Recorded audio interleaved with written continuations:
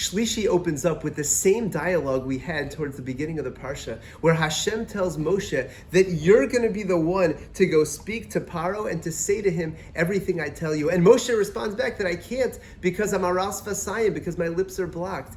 And Rashi points out that the reason why the Torah is repeating this here is because it stopped in the last Aliyah to tell us about Moshe and Aaron's lineage, and really the narrative kind of took a break. So now we're getting back into the storyline of Moshe and Aaron going to speak to Paro, and the Torah wants to repeat itself again to get us back into where we were in the story.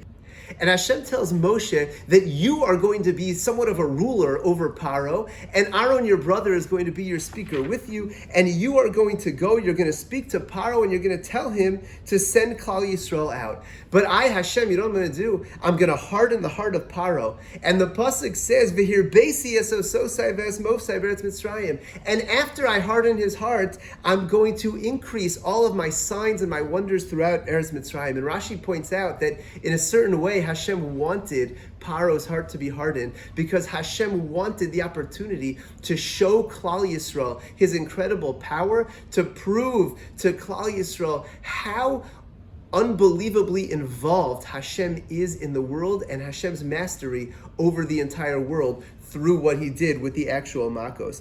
And then the Psukim go on to say that Hashem is telling Moshe that Paro is not going to listen to you. He's not going to listen, and in turn I'm going to have to continue sending these Makos, these Shvatim Gedolim against Eretz Mitzrayim. And eventually, Mitzrayim is going to recognize who I am through seeing and witnessing my great power. And after this entire speech, the pasuk tells us, "Vayas Moshe va'Aaron kasher tziva Hashem osam kein asu." That Moshe and Aaron were ready. They're ready to take on the mission. And at the end of the Aliyah, the Torah tells us that Moshe and Aaron were not young men. Moshe was 80 years old, and his brother Aaron was 83 years old when they took on this mission of going to speak to Paro.